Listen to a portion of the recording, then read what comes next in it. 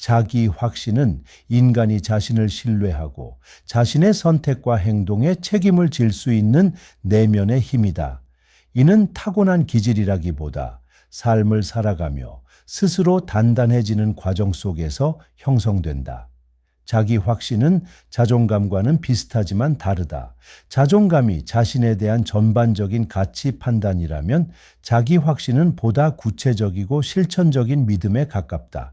즉, 내가 어떤 일을 할 수 있다는 믿음, 그리고 그 믿음을 바탕으로 한 지속적인 행동이 자기 확신의 핵심이다.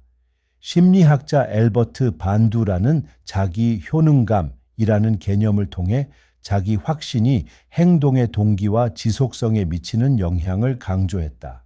사람들은 자신이 어떤 행동을 할 수 있다고 믿을 때 더 쉽게 행동에 나서고 중간에 실패하더라도 다시 도전하는 경향이 있다.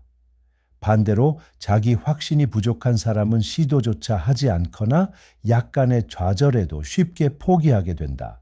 이는 자기 확신이 단순한 태도가 아니라 실제 삶의 방향성을 결정짓는 중요한 심리적 자산임을 뜻한다. 고대 철학에서도 자기 확신은 삶의 본질과 연결되어 있었다. 예를 들어 스토아 철학자 에픽테토스는 자기 통제를 통해 삶을 이끌어갈 수 있는 사람만이 진정한 자유를 누린다고 했다. 이는 외부 상황이 아니라 자신의 판단과 선택을 믿고 따르는 태도가 인간의 본성을 고양시킨다는 뜻이다.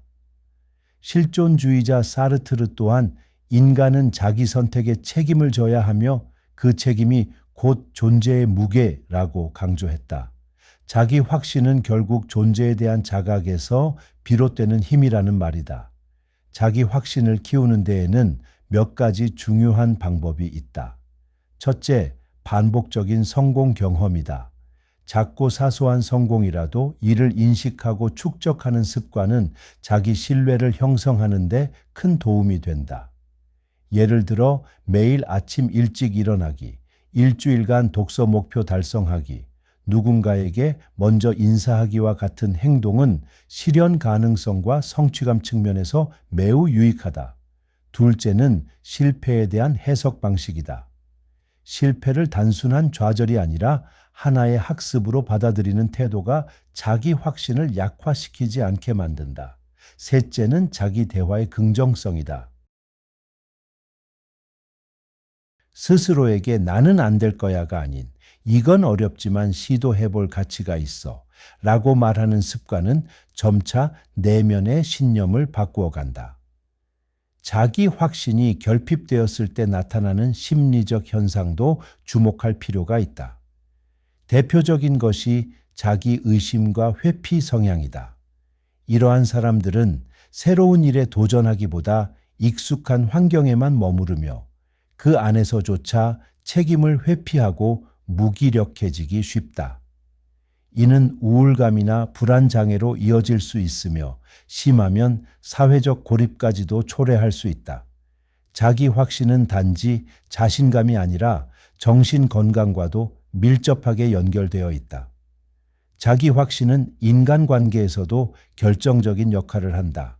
자기 확신이 있는 사람은 타인의 시선에 과도하게 의존하지 않으며 자신의 감정과 욕구를 명확하게 인식하고 표현할 수 있다. 이들은 거절이나 다름을 두려워하지 않고 건강한 관계를 유지할 수 있는 능력을 지닌다. 반면 자기 확신이 부족한 사람은 타인의 기대에 맞추기 위해 스스로를 억압하거나 관계 속에서 자신을 쉽게 잃어버린다. 이는 결국 정체성 혼란으로 이어지며 삶의 질을 떨어뜨린다. 흥미롭게도 자기 확신은 연령, 성별, 사회적 지위와 같은 외부 조건보다는 개인의 내면적 태도와 훨씬 더 밀접한 관련이 있다. 즉, 고학력자라 해서 반드시 자기 확신이 높다고 할 수 없으며 사회적 성공을 거둔 사람도 스스로를 끊임없이 의심하는 경우가 많다. 이는 자기 확신이 외부 평가가 아닌 자기 인식과 자기 수용의 결과임을 보여준다. 자신을 있는 그대로 받아들이고 약점조차 부정하지 않는 사람은 더욱 굳건한 자기 확신을 구축할 수 있다. 자기 확신은 위기의 순간에 빛을 발한다. 아무도 자신을 믿어주지 않을 때, 자신마저 흔들릴 때, 그때 진정한 자기 확신이 발현된다. 역사적으로도 위대한 인물들은 모두 자기 확신의 힘으로 위기를 극복했다. 링컨은 수차례의 선거 낙선에도 자신을 믿고 끝내 대통령이 되었고, 토마스 에디슨은 수천 번의 실패를 거듭하며 전구를 발명했다. 스포츠 스타 마이클 조던 또한 고등학교 시절 농구팀에서 퇴출당했지만 그 실패를 발판 삼아 전설이 되었다.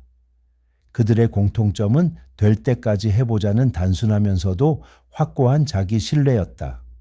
자기 확신은 또한 창의성과 혁신의 밑바탕이 된다.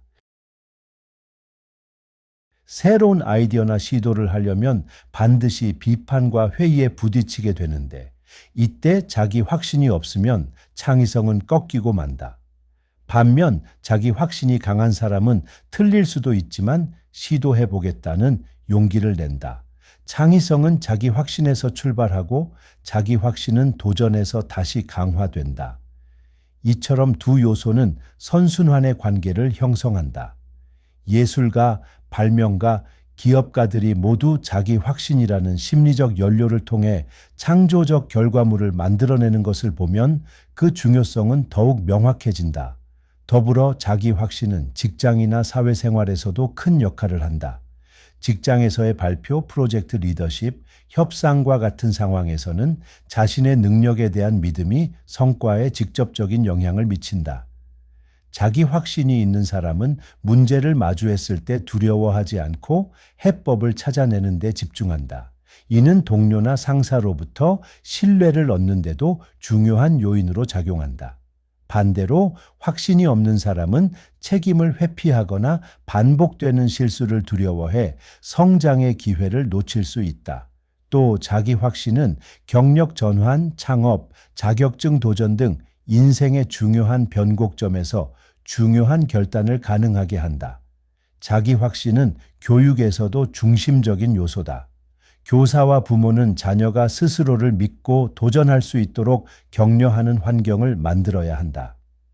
성적이나 결과만을 강조하기보다는 과정에서의 노력과 태도를 인정해 주는 것이 중요하다. 이는 아이가 자신을 유능한 존재로 인식하고 미래의 어려움 앞에서도 물러서지 않게 만드는 기초가 된다. 성인은 물론이고 청소년기부터 이러한 자기 확신을 형성하는 것은 평생을 좌우할 중요한 자산이 된다. 자기 확신을 강화하는 훈련법은 다양하다. 매일 자신에게 긍정적인 말을 건네는 자기 확언, 작은 목표를 세우고 달성하는 행동 훈련, 그리고 자신의 강점과 과거의 성취를 기록하는 감사일기 작성 등이 대표적이다. 또한 피드백을 받아들이고 자신을 객관적으로 돌아보는 태도도 중요하다. 명상이나 심호흡 같은 자기인식 훈련을 병행하면 내면의 목소리에 더 귀 기울일 수 있다. 이 모든 과정은 자기 확신의 뿌리를 깊게 내리는 데 기여한다. 마지막으로 자기 확신은 결국 삶을 살아가는 태도다. 그 어떤 환경에 있든 어떤 시련을 마주하든 스스로를 믿고 앞으로 나아갈 수 있는 내면의 힘. 그것이 자기 확신이다. 우리는 모두 흔들리는 순간을 맞이하지만 자기 확신이 있다면 다시 일어날 수 있다.